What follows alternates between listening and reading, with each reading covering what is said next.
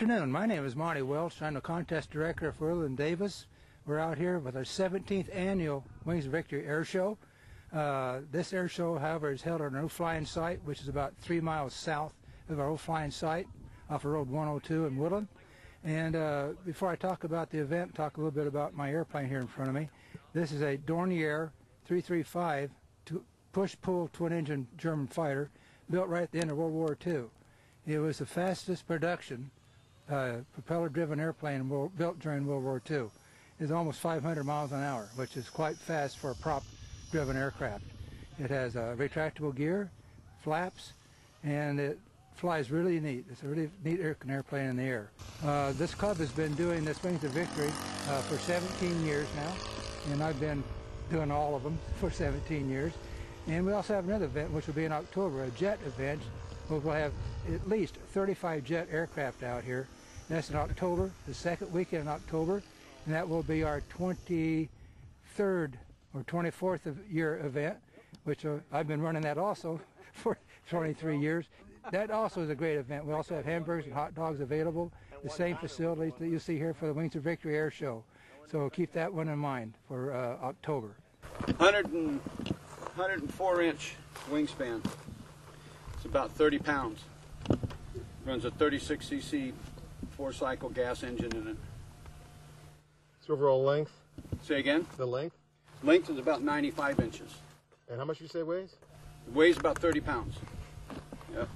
And it'll carry about 20 pounds of cargo. You can put 20 pounds of cargo on the thing? Uh-huh. What would you send up? Oh, like we use parachute drops, candy drops, and stuff like that on it.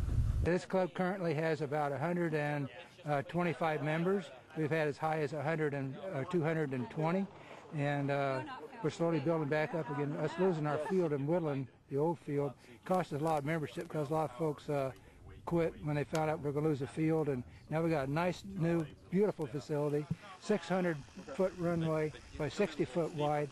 It's made out of Petromat, and the Petromat is better than concrete to fly off, believe it or not, because make a gear up landing on this stuff, it doesn't tear up your airplane. This leaves black marks on the bottom of it. And if you want to know how I know that, because I've made a few of those landings out here, just left black marks and then scrape everything up really bad.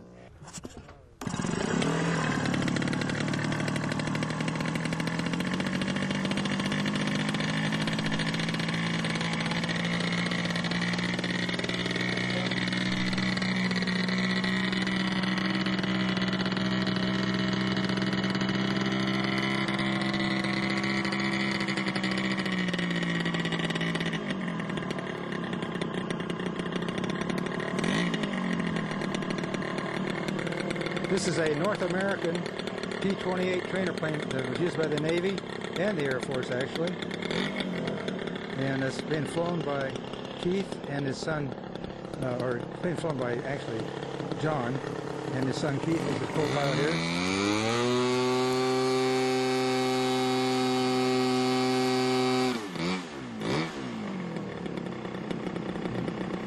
Double checking everything, make sure everything's good. It's like a real airplane doing a mag check.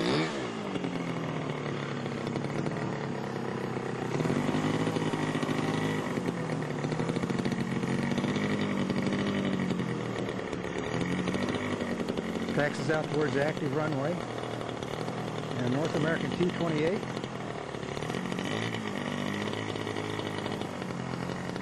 This airplane was used by the Navy and Air Force for many, many years to train pilots.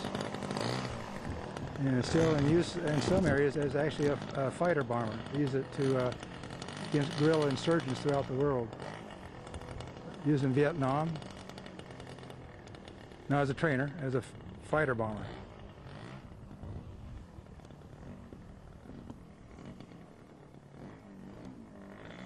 He's lining up on the white line for takeoff. Stands by the airplane, double checks everything. And bring up the throttle. And he's rolling, be airborne shortly. And there he goes, a good steep climb out. And retract the gear. There he goes through landing gear. Looks good if the bombs and rockets on it, doesn't it? Yep, looks real good. We don't have gear and flaps down, if you're comfortable with that. Yeah, I can do a slow pass. Okay. Well- Whatever you're comfortable with, John. Let's see if that works. We don't want to do anything that would... It's kind of short on power, but let's see what we can do. Okay. Let's see if we can. I'll tell him you're going around for a low pass with gear and flaps. Gear down. Okay, it's not the pass yet. Yeah, I think your speed, exceeding gear limits there on airspeed. Let's see if we get a flap down. See if I can. This really is sluggish. Just do what you're comfortable with. Yeah, it's really Okay. sluggish. Okay. Give it a little altitude before I Okay. John's going up to check out the performance of the airplane or higher altitude, the flaps down. The first time the airplane's been flown on a real hot day like this, and this density altitude has made a difference on performance of the aircraft. So it's up to pilot's skill to make it work right. And so far we have the skill. And here we go. And that looked really good. Slowed down real nice with full flaps and gear down.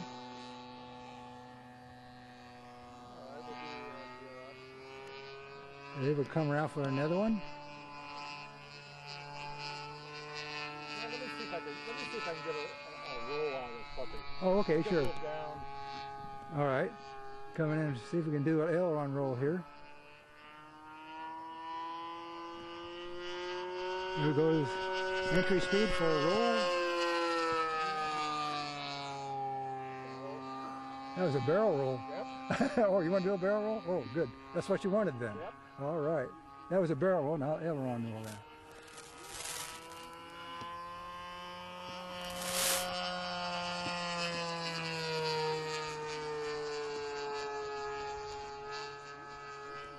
My name is Linzel Miller. I'm from San Jose, California, and I'm up here with a friend of mine. There's about 5 or 6 of us are going to show up here this weekend, and we come every year, and we look forward to this event because it's all warbirds, and we're warbird fanatics. So, like I said, this is a covered kit like that other P-47 with the shiny finish that's iron-on covering, and it's been stripped and then fiberglass, and then if you get up close you can see all the rivets and the panel line detail that's in the surface. So these are burned in with soldering irons, and the panel lines are made by painting over little strips of tape with primer, and you peel the tape out. So you're actually left with these things here are actually metallic panels that are aluminum tape. So all this is aluminum tape, and you take steel wool and you get the edges to show aluminum. And I put a cockpit in it, and it's all hand painted markings. These are not decals. This is all masked and spray painted. Same thing with all this, and then the markings on the other side. The markings on the other side. This plane was flown by Quince Brown, and you can see it had 4 German kills. And sad but interesting story is they were on strafing missions with his buddies, and he got shot down, landed in a field in Germany, and his buddies buzzed by to see that he was okay, and he waved that he was all right. And he was captured at the same time by 40 German soldiers, and they took him into town, and the SS officer got carried away and ended up killing him, shooting him, which was he was later tried in court for it, for war crimes.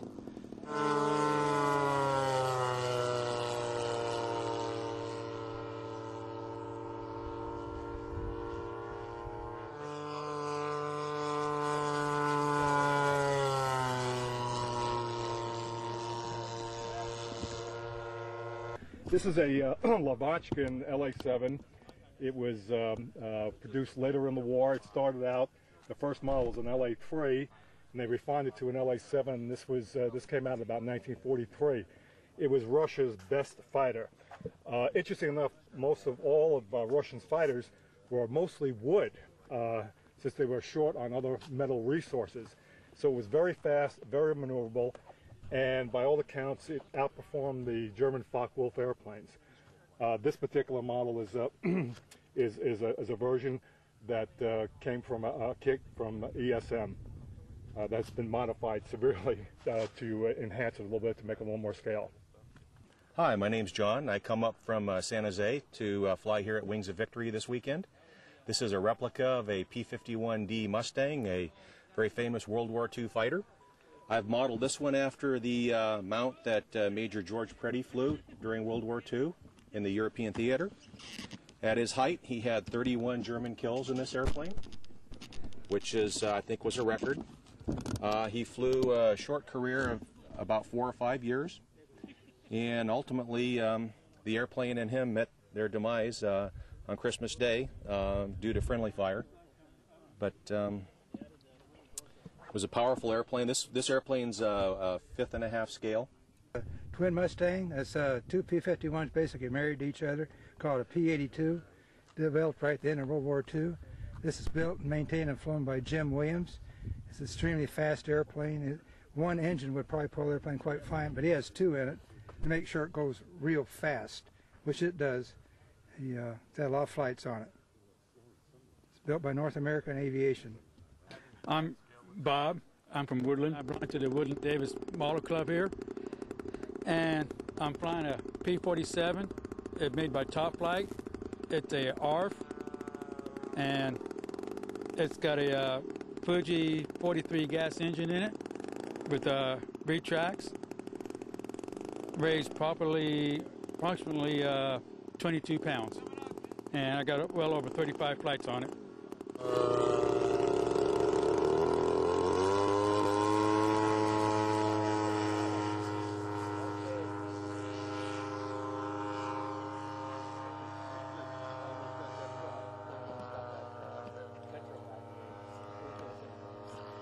This pass, I'll do a 4-point roll. Here we have a F-4U Corsair. It's got a 110-inch wingspan, so it's really a large airplane. Built, maintained, and bought by Jim Williams. He's got about 12 grand stuck in this sucker, because it also has a 5-cylinder engine in it, and it swings a real big prop for that 5-cylinder engine, and it sounds like a real deal, especially when you start up. It's not like a real radio engine. Well, matter of fact, it is a real radio engine. Except most radio engines have, on this airplane, have been 18 cylinders. He's only got 5, but it still sounds good. It's got retractable landing gear, flaps, and it flies quite well. Jim does a real good job presenting the airplane. It's a nice presence in the airplane, in the air this airplane is. Just like the real thing, just real low idle, that chug a chug, just like the real radio engine and the real Corsair. Of course, this is a real Corsair, just a bit smaller.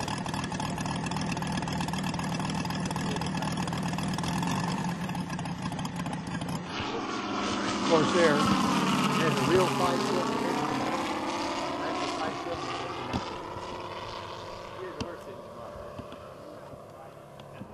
He's coming by for a slow flight.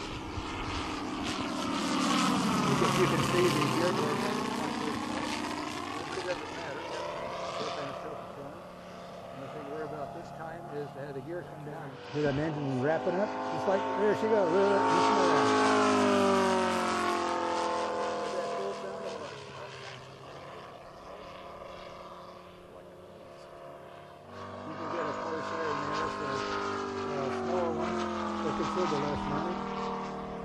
Talking maybe $500. Hi, my name is Orrin Redson. I live in Fairfield, and we're flying out here at the Woodland Davis model site. My P-38, which is actually it's actually a profile P-38, meaning it has no, you can see it has no fuselage sides like a lot of the other airplanes here do. But it's a P-38 which has 2 OS-25s for power.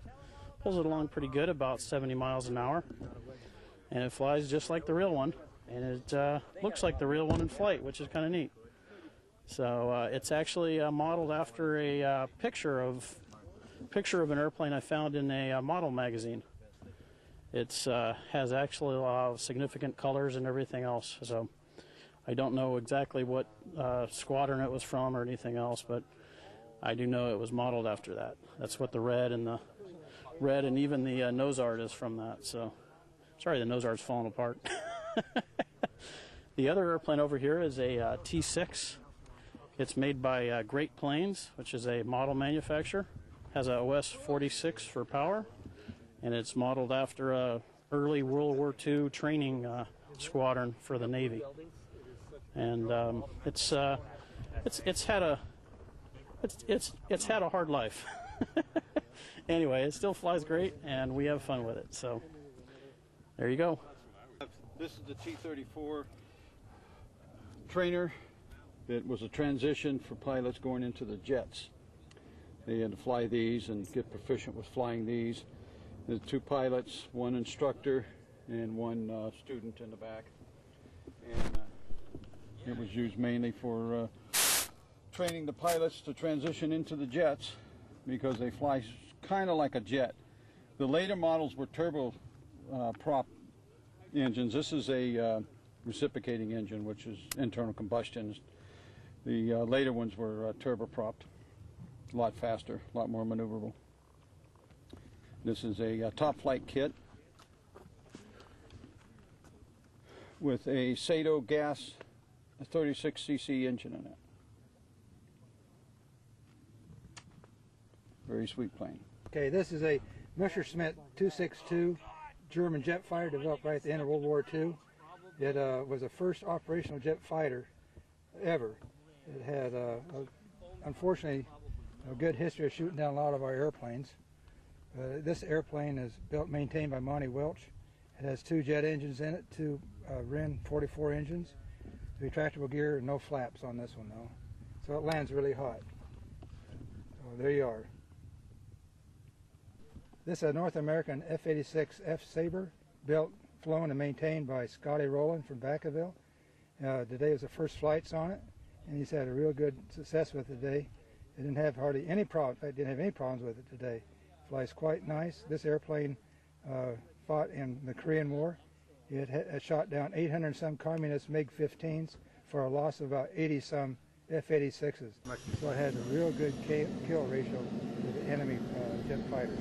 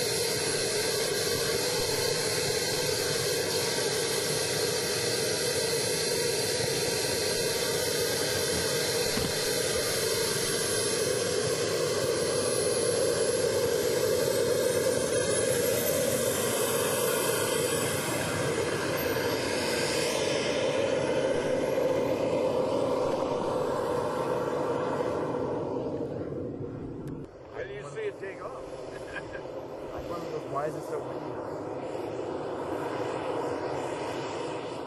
They got air brakes on, wheel brakes.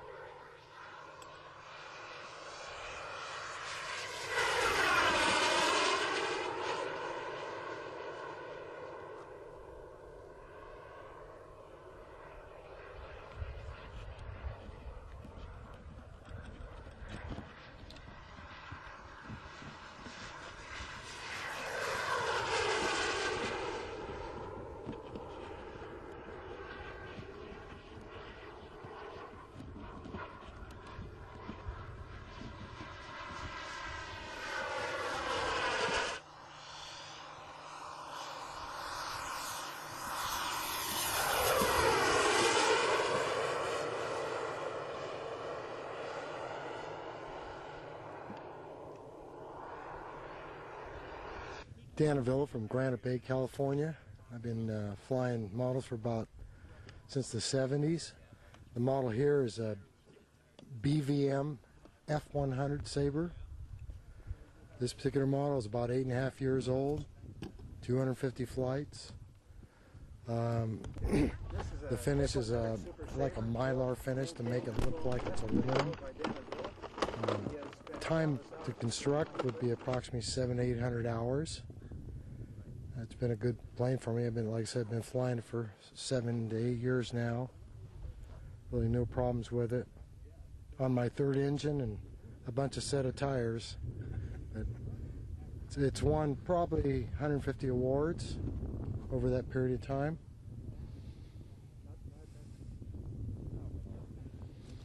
Approximate speed of about 150 to 180 miles an hour. Slats, flaps, brakes, it all works. He's doing a pre-flight check now to make sure everything is working properly.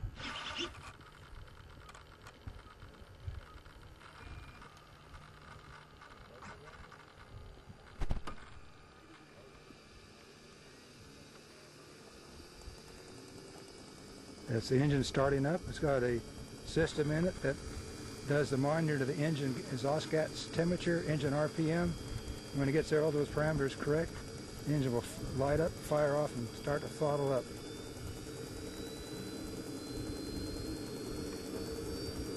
Starting to come on now.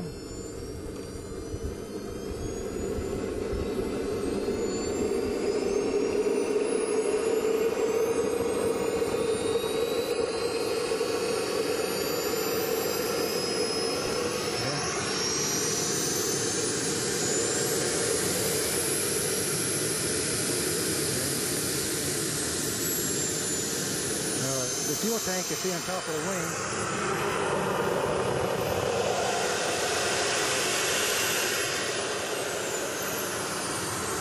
that is what we call a taxi tank.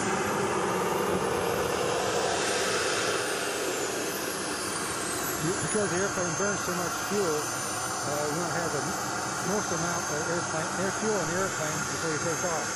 This tank is left on the airplane while you start up and taxi out. That gives you a little bit more flying time. Dan has disconnected the tank. And he will start his timer shortly. He just started his timer. It's very important to have a timer on these airplanes because you have a limited amount of fuel and you want to make sure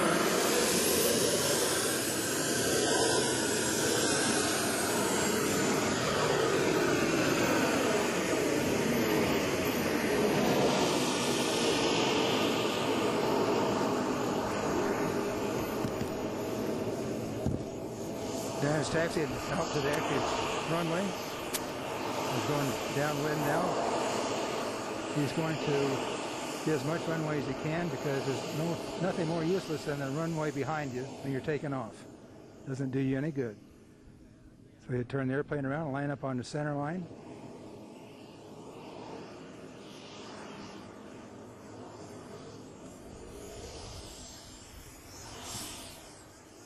This aircraft has 2 drop tanks on it. The real airplane used those to extend the range. These are not functional in the model though. These are centered on the center line. They're pretty close. And he's airborne. Gear comes up.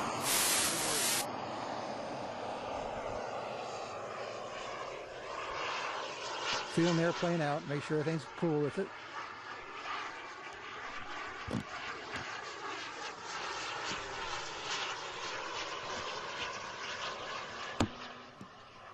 If Dan feels comfortable, he can talk to the microphone and tell people what he's going to be doing. Well, just do a flyby, make sure everything's just done. Right. I'll do one more flyby slow for you. It works better for filming. I got 3 minutes of flight time left. I've got more than that, but I'm just being conservative. Being conservative.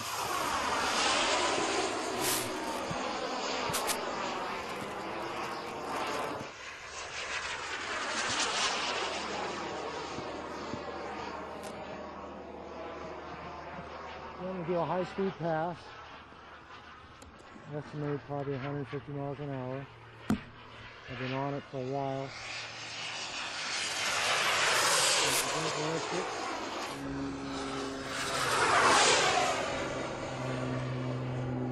Okay, we're going to come down and we're going to do a thing called put the landing gear down, do a gear check, make sure the landing gear and everything is good. First thing I do is I go into flap 1, flap 2, landing gear down, and throttle out. Because once you put everything out, speed brake, it really slows it down. Okay, on the down end leg, I'm going to put the brakes on a little bit.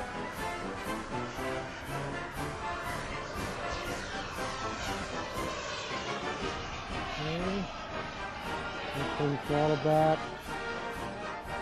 Got half throttle right now. Looks like we're lined up pretty darn nice for the runway. Coming in. Put the throttle back.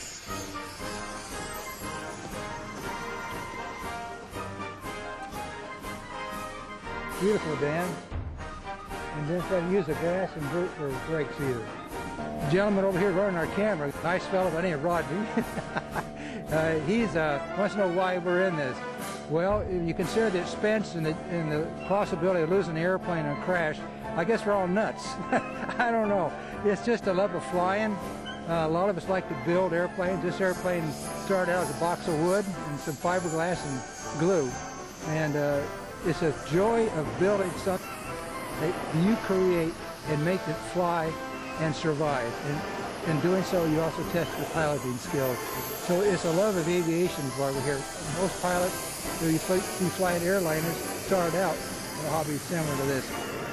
The joy of the comradeship is also very important because there are a lot of nice folks in this hobby. The club is a non-profit organization also, so anything to donate to us could be written off. It's a free event. However, we'd like to ask you if you could donate $5 to help us finish our field here. We would appreciate it, but it's not a requirement. We also have some free model airplane magazines and some information on the hobby to hand out to you when you get here. So come on out and enjoy the event. So it's a great hobby. We have a lot of young people like to get into it instead of sitting home playing on video games. Come out here, get outdoors, and fly something with us. We can get you started. We do have a training program. We can get you up on what we call a buddy box system. We'll take you up with an instructor pilot, and if you get into trouble, he takes over the airplane, hopefully in time, so the airplane doesn't crash. It's a good system. We can do that also. So if you go to our website, which is wdarc.org, and you can check out our club. There's a map on how to get here and a lot of information about our club.